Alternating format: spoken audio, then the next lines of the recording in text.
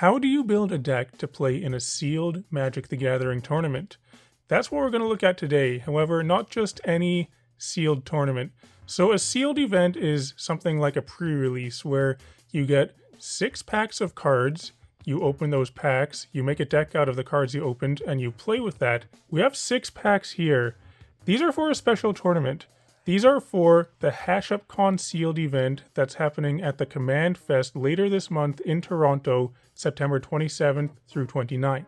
And the HashepCon event will be on the Saturday of that weekend. So these are the actual packs that you'll be getting for that event. These are all collector. This is collector Chaos sealed. There is 1 Duskmourn, 1 Ravnica Remastered, 1 Bloomburrow, 1 Outlaws of Thunder Junction, 1 Murders at Karlov Manor, and 1 Wilds of Eldraine. Spaces for this event are limited, and I can tell you it's going to be popular because the value that you get for this event is insane. It does have a high price tag for the cost of entry, but you get so much more than what you paid for. So for the HashepCon event, it costs 150 Canadian dollars. These collector packs alone are much more than that, but also, in addition to that, just for entering, you'll get the exclusive HashepCon 2024 playmat designed by me and Snug the Amazing. You will also get a non-foil sleight of hand promo, and on top of that, you can win prizes too. So the value of all those things is much more than the cost of entry. And for anyone that's planning to go to the Command Fest weekend later this month in Toronto, you'll want to pay attention to this part, because in this video, we're going to give away 1 weekend pass to the event. This weekend pass includes what you see here, and it has a value of 80 Canadian dollars. Later on in the video, I'm going to tell you how you can win it. There's also a second one which you can win. This one will be given away by Snug the Amazing. She will also be at the event. She'll have custom playmats available, and she'll be making hand-drawn tokens on demand similar to these ones. If you want a second chance to be able to win one of these weekend passes, you can go to her Instagram, which I've linked in the video description below. All you've got to do is like and comment on the post, and you'll be entered to win one of the weekend passes. And we'll be doing our own giveaway later in this video. There's still so much more about this weekend to talk about though, because you can see this other cool stuff here. So in addition to the HashepCon event, if you want to have an even fancier experience, there are VIP packages available. For example, you could get the 8th place Dave HashepCon weekend VIP pass, which includes entry into the HashepCon event, so you get this. But also, you'll get a sealed pre-con, something just like this. It could be this one, or it could be a different one. You'll get 2 packs of 100 sleeves, so 200 sleeves to go with your commander decks. You'll get 3 random collector boosters. It could be these, it could be different ones.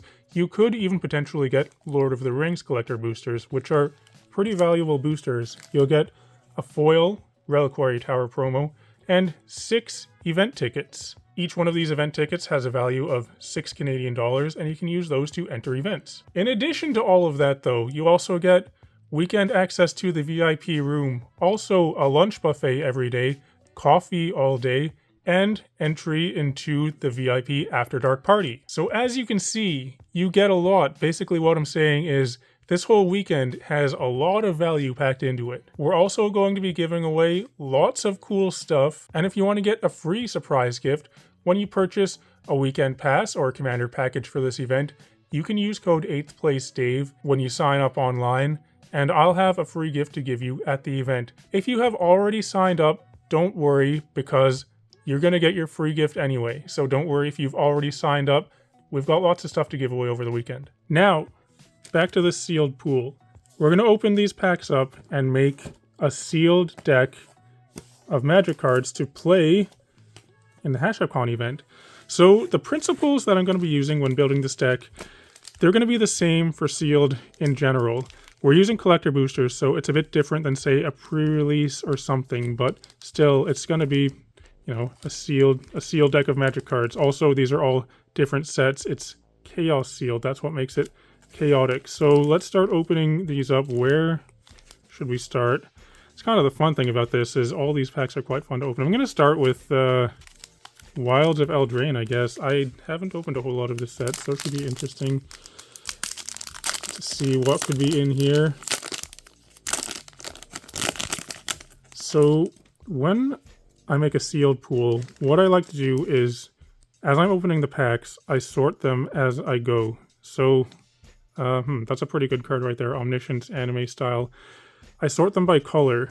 So, white, blue, black, red, a Virtue of Courage, got a Goblin Bombardment, black, red, where's a green card? White, blue, green. I sort them right away. As you can see, I'm not even really paying attention to which cards I have so much.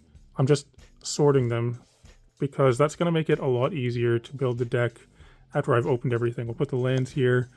Red cards, red, blue, red, blue.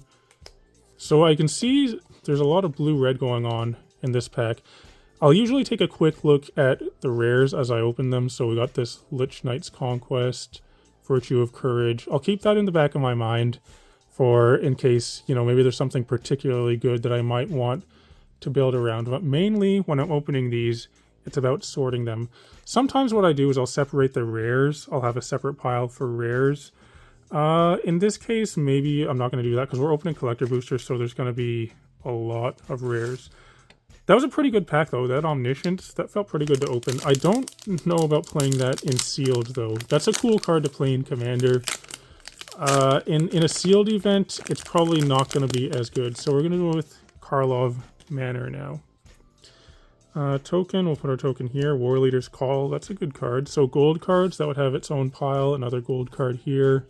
Also, with this Sealed event, these are collector packs. Many of them have Commander deck cards in them like this. You can play that in your deck. All the cards which you open in here, you can play any of those in your Sealed deck. So you might run into some weird stuff because some of them have interactions which only work in Commander, but in that case, maybe you just don't want to play that card. So we got this Charnel Serenade here, an Assassin's Trophy, Doppelgang. So no lands in this pack. Faithlight, Unauthorized Exit. Got that War Leader's Call, though. That was a good card. Sorting them like this, one thing that I actually do after I'm finished is I'll literally just look at the size of each pile of colors, and that kind of helps me determine which colors I might want to be playing. Outlaws of Thunder Junction, I haven't opened a whole lot of this either.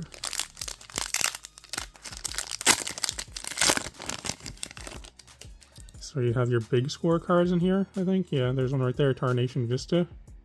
That's probably alright. I'll make a separate pile for non-basic lands. We got an Unlicensed Hearse. And there's also going to be a pile for colorless cards. So there's going to be quite a few piles that I'm making here. Vihan Gold Waker. Okay, another gold card.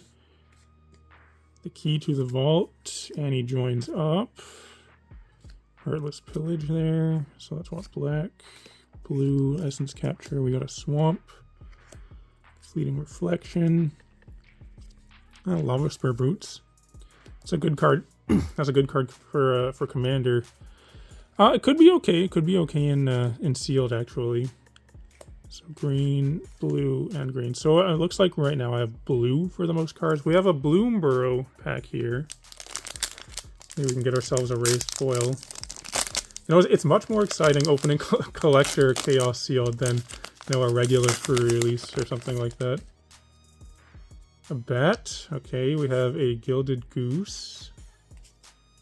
A Jackdaw Savior. Hired Claw. That card's very good. Polywog Prodigy. Balin. Okay, and then Island. Oh, Forest, not Island. And we got some stuff here. Autoball Antics. Okay. I would count this as multicolored, so I'll just put it in with the gold cards there. Conduct Electricity, Sonar Strike, and Early Winter. So I can see we have barely any black cards. So I would, if I'm going to be playing black, it would either be as a splash color, or maybe I'll open a whole bunch in these last two packs. I don't know, but it looks like black is probably not going to be one of the main colors of my deck. Ravnica Remastered. This is one of the bigger ones to have in this sealed pool. A bird. We have Domri Raid, okay. Arclight Phoenix. Enter the Infinite. Tomic there. And a Boros Guildgate. Okay, Utopia Sprawl. Where's my lands? There's my non-basics. Orzhov Guildgate. And there should be a lot of multicolored ones in this set. Okay. And then the last one, brand new. I believe this is happening on the release weekend of Duskmourn, the Command Fest and HashepCon event. The release weekend of Duskmourn, so a brand new set. Pretty exciting that it lines up with the event. Let's see what we're getting here. Tunnel Surveyor, okay. I don't know what a lot of these cards are actually, because they're brand new. Given to Violence, Friendly Teddy. It's kind of like Snug, right? Grab the Prize. Slavering Thing, okay. Baseball Bat. Unwanted Rebuke. We got Norin, who's uncommon now. Okay. An Island. Reluctant Role Model. Interesting art there. Very realistic. Zimone's Hypothesis. Enduring Vitality. I think that's probably a good card. Thornspire Verge. These lands are very good. Demonic Council. And a Manifest / Beast. Look at that beast. Okay, so our packs are all opened. This is actually when I'll go much faster when I'm playing an actual seal tournament. I'll literally just rip open the packs and make piles, and then I'll look at it after.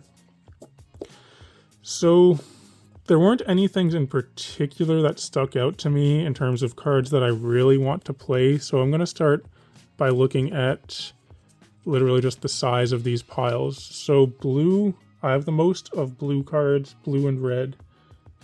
So I'm going to take a look at blue and red and see if there's anything that might push me more into those colors. Someone's Hypothesis, put a +1/+1 on a creature. Choose odd or even. Okay, return stuff. Tunnel Surveyor. I'll probably start by looking at the rares, which I got in these colors.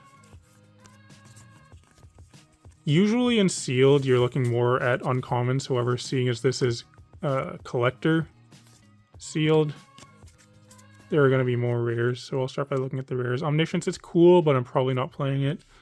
Key to the Vault, probably not. Polywog Prodigy, 1/3 evolve. When opponent casts a non-creature spell with mana value less than that thing's power, draw a card. It's alright. Someone's Hypothesis. So nothing too exciting in terms of playables actually in blue. Oh, we also got that Enter the Infinite. And we can play that with Omniscience. That would be kind of funny actually. Okay. This is a good counterspell. This card's okay. Jin's alright. Yeah, there's another counterspell. Faithlight's pretty good. Got a lot of counterspells, holy crap. Barely any creatures. So in blue, it's mostly just counterspells is what I'm looking at for blue. What about red? What rares have I got in red? Arclight Phoenix. Only one of them. Hired Claw is very good. That's probably great in limited. Virtue of Courage. That would be very good as well. Goblin Bombardment. Maybe. These cards, these are quite appealing to play in a seal deck in limited though. So I like that.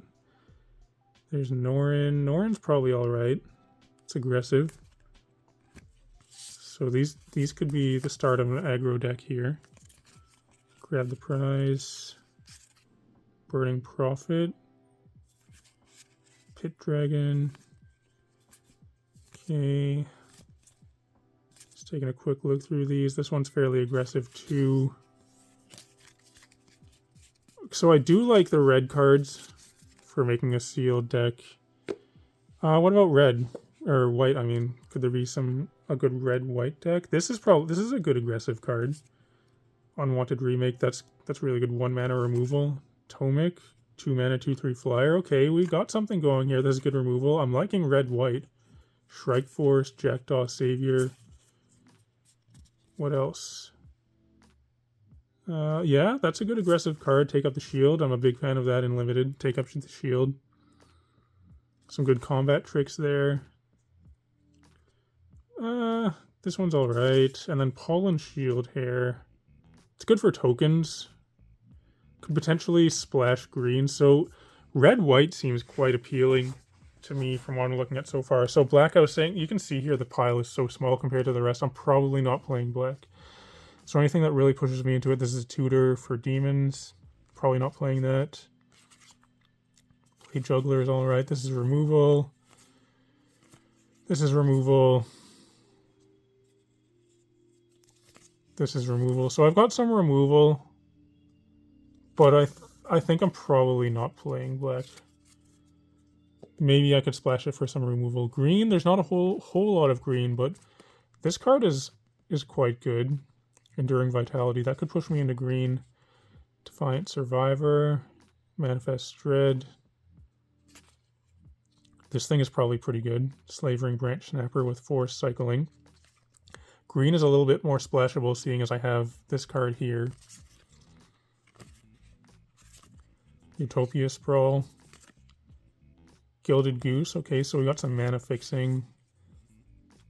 What else? Giant Beaver. Okay. Green could be okay. What about my gold cards? So, still I'm leaning towards red-white, but now let's take a look at the gold cards, see what I have. That could maybe push me into a different color. So we've got green-white, green-white, green-white, green-white. There's lots of green-white. Green-white, red, green-white, red. Dang. Okay, so this could actually just be mono-white. I'll probably play this. So yeah, I think what I'm going to do is go red, white, splashing green, because I saw some cool stuff. Because we have lots of green-white stuff here. This card is good, but double green makes it kind of hard. This one's pretty good too, actually. Selesnya Evangel. When equipped creature attacks, tap it to one creature. This is not bad. So probably not playing this. This would be a good splash for green Domri Raid. Also Balin. Hey, you really want to be playing tokens, though? I'm not sure how many tokens I have. This is... It's removal. I mean, 5 damage for 4 mana is not bad. I don't know how many legendary creatures I have that will trigger that, so I'm not sure about that one. This is good for Outlaws, Doppelgang, Assassin's Trophy. This one, though, War Leader's Call. That one's really good for red-white. And then colorless, those could go in anything, so I got these 3. Unlicensed Hearses, I'm probably going to be playing that, I think.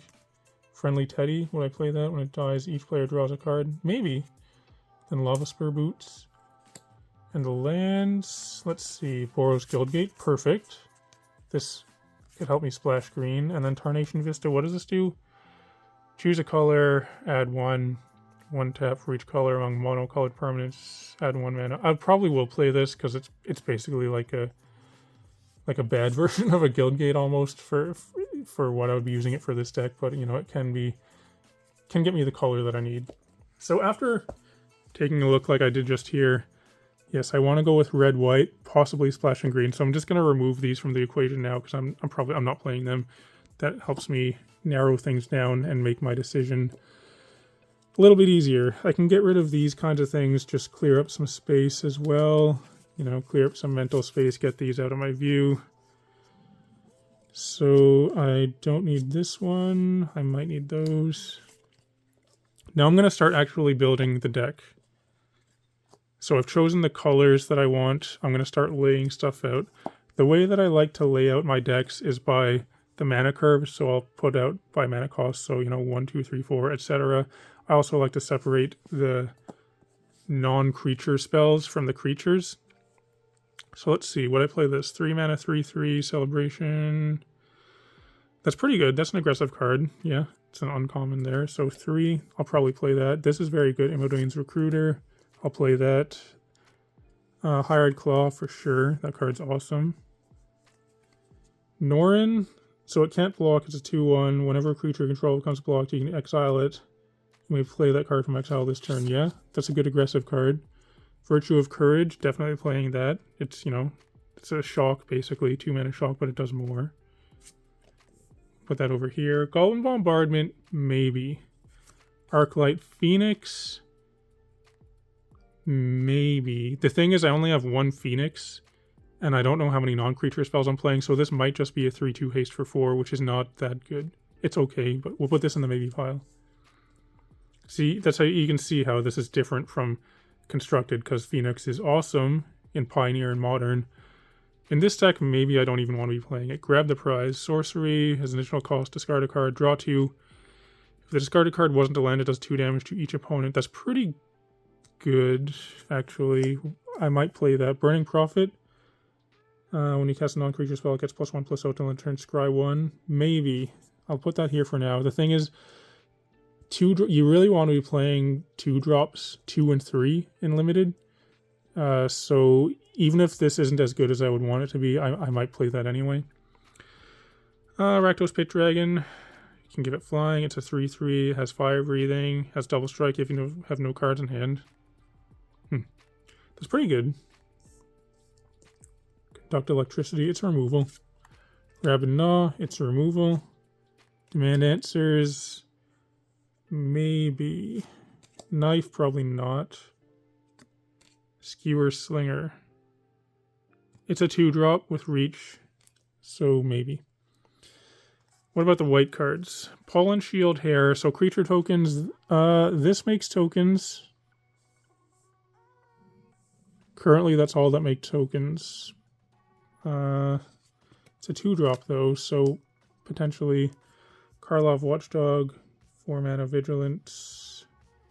You attack with 3 or more creatures. Yeah, that's all right. Because of the third ability there, buffing my stuff when I attack with 3 or more creatures. I'm gonna put this here right now. Warrior's Call. I'm definitely playing that. Like 100%. Okay. Auspicious Arrival. It's a decent combat trick. Take up the shield is a very good combat trick. I'm playing that. This one has double strike as long as you've committed a crime this turn. Do I have things that commit crimes? I have removal spells. I don't have that many things that commit crimes. This one, this does target opponents when it attacks, so that commits crimes. That could be a really aggressive start. Hired Claw into Omenport Vigilante. Yeah, that would be a good start. Jackdaw Savior. It's an aggressive flyer, 3/1 flying. Probably playing that. Strike Force, same thing. It's good. Sonar Strike. It's good removal. This is really good aggressive flyers there. Reluctant Role Model. This can be a flyer as well. It's a good 2-drop, and this is really good removal. Okay, so this is what I'm looking at currently. Is there anything here I want to return to? Maybe the Arclight Phoenix.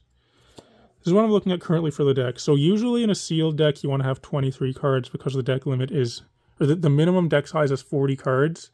So usually you'll have 23 spells and 17 lands. Those numbers can change. Sometimes you want to have, 24 spells, 16 lands, or something different. But the rule of thumb is 23 and 17. So let's see, I have 1, 2, 3, 4, 5, 6, 7, 8, 9, 10, 11, 12, 13, 14 creatures. 15, 16, 17, 18, 19, 20, 21, 22, 23. That could be my deck right there. That's 23 cards. Interesting.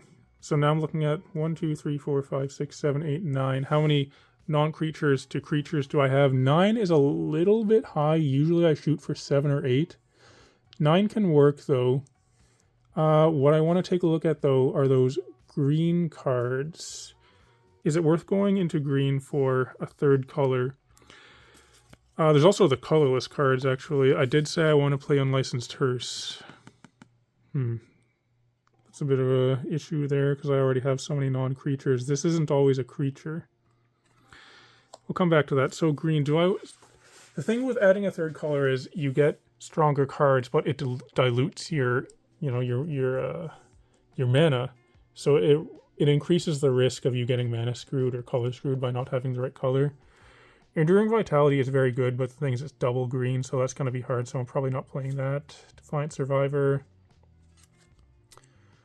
This is good for Forest Cycling. It's double green, but it has Forest Cycling, so that would probably be one I'd be looking at. Probably not that. Utopia Sprawl. It'd be kind of weird to splash for something that fixes mana. Gilded Goose, kind of the same idea. So there's some good green cards here, but This seems good enough to me. I think I'm not going to go into green. Where were those multicolored cards? Right here. It's splashing for basically what's just a removal spell. I only have one legendary creature there. Balin, it works with tokens. I don't have that many things that make tokens. Domri is an interesting one to me, though. That one is potentially worth splashing for. Let's take another look at Domri. So 3 mana, Planeswalker, +1, look at the top card. If it's a creature, put it into your hand. -2, creature fights something. -7, you get an emblem with creatures you control have double strike, trample, hexproof, and haste. This one is worth splashing green for. So how splashable is the green? This is also another non-creature. Probably the rest are not really. This is good, but I just don't have that many token makers.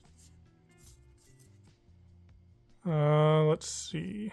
So this, I could just play this and choose green as the color. This one helps quite a bit. And this is just a red-white land. So I have those 3. So what I might do is reconsider splashing for this, because I don't actually need it. Or I might put in like these and then maybe 1 or 2 forests. Maybe like 1 forest. And then take out one of these things. So let's see, removal, removal, removal, removal, removal, 5 removals. This is a combat trick. I might take out the grab the prize. Either the grab the prize or the auspicious arrival.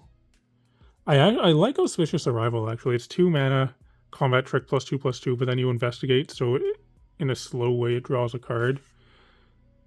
This filters your stuff. It can do 2 damage to an opponent. I probably would want the auspicious arrival over this thing, I think. So I might do something like that. And just think more about, do I actually want to splash for the Domri? Because I don't even need to. I feel like the deck is pretty good regardless. So this is an aggro deck that I've built here. You can see the curve is quite low. Usually what I'll do also is after I've decided on the deck, I'll put the non-creatures with creatures together just to get a better look at my curve. Now to figure out the mana base, I'll need 17 lands. I have to figure which colors I need. So one here is red-white. This is red-green. This can be anything. I'll just count that as any. Actually, I'm going to count that as green. So 17 minus 3 is 14. I want 1 forest. Let me grab some lands. Okay, I've got some lands here. So I want 1 forest because this gives me 3 green sources that I can use to cast my Domri. I only have the 1 green card. I feel like 3 green sources should be good enough to be able to use that somewhat reliably. Because the thing with this is, I only want to have a green source if I have this card, so I don't want to have, a whole bunch of green sources in my deck, because those don't really help me cast these other cards. So I want to keep it as few as possible. Now to determine the rest, it's just red and white. Usually what people do is they'll count up the mana symbols in their deck to see how much of each colored mana they have, rather than counting the number of those colors of cards. The number of mana symbols is kind of more relevant. So we'll start with white. 1, 2, 3, 4, 5, 6, 7, 8, 9, 10, 11, 12, 13. So 13 white. What about red? 1, 2, 3, 4, 5. I'm going to count this as just 1. So 1, 2, 3, 4, 5, 6, 7, 8, 9, 10, 11, 12, 13. So 13 and 13. Pretty even. So after that, I'll look at how many cards of each color do I have early on in my curve. I'll need to have that color of mana early on in order to be able to play these cards. So for 1 drops, I have 2 red, 1 white. For 2 drops, I have 1, 2, 3, 4 red, 1, 2, 3, 4, 5, 6, 7 white. So I have more white than red early on. It is still pretty even though, so here's probably what I'm going to do. We'll go green, green. This is also green. When I count this, I'll count this as a red for just what I'm counting right now. So I need 13 more lands. So we'll go 1, 2, 3, 4, 5, 6, 7. This will be anything. 1, 2, 3, 4, 5, 6. So if I'm counting that as a mountain, I've got 1, 2, 3, 4, 5, 6, 7. 1, 2, 3, 4, 5, 6, 7. That's 14, 15, 16, 17. That would probably be good enough for me. I think that's what I would put for the mana base for this. So I have 3 green sources. I have 1, 2, 3, 4, 5, 6, 7, 8 red sources, potentially 9. And then 1, 2, 3, 4, 5, 6, 7, 7 white, potentially, or 8 white, potentially 9. So even for red and white, that would be my mana base. You know, I think that looks pretty good to me. So the next step would just be to sleeve all this up. But, you know, you shuffle it up a couple times, draw some opening hands, and see how it plays out. All right, so I have my deck all sleeved up and shuffled here. What I do now is just, you know, draw a few sample opening hands and kind of goldfish a couple of games. That's goldfishing, if you don't know what it is basically playing against a goldfish. It's just, you know, playing a test game. 1, 2, 3, 4. 1, 2, 3, 4, 5, 6, 7. Would this be a good opening hand?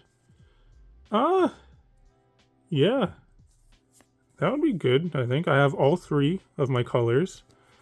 I have some early aggro here.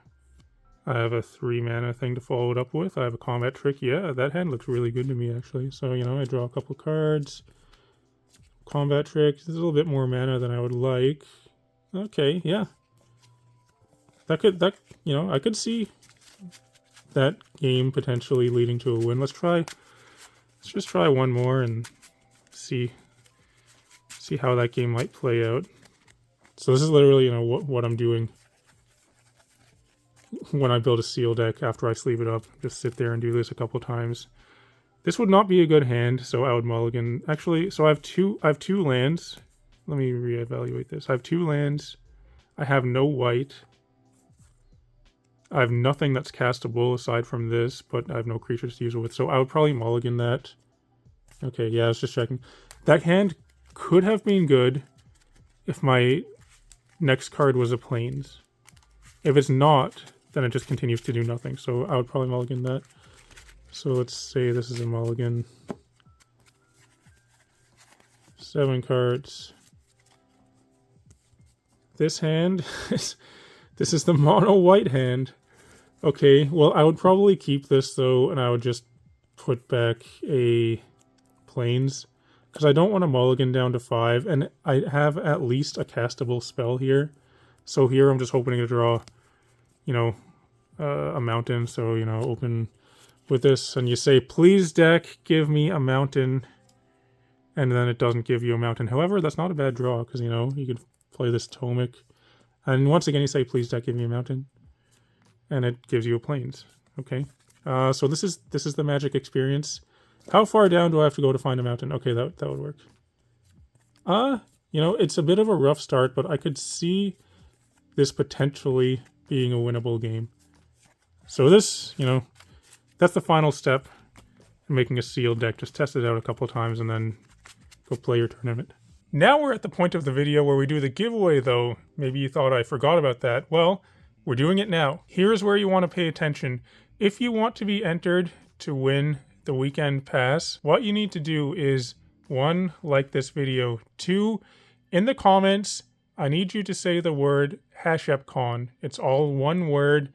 It can be upper and lowercase, it doesn't really matter, but just say HashepCon. What would be really cool is if you could subscribe as well. You don't actually have to in order to enter the giveaway, but you can if you want. So next Monday, I will choose one person at random who has said HashepCon in the comments below and they've liked the video, and that person will win a weekend pass to the Command Fest weekend. I will announce the winner on my YouTube channel through a community post, and that will be next Monday. Monday, September 23rd to be precise. If you have already purchased a weekend pass, you can still win a second one. You can just get more value. Why not? The only thing is, in order to claim your prize, you have to pick it up in person, so you have to be going to the Command Fest weekend. The winner will be put in contact with the Face-to-Face Games staff, and you can pick it up from Face-to-Face Games in person at the event. So if you're not going to the event, it's not going to be mailed out to you, so you won't be able to get it. So you can only pick it up in person at the event.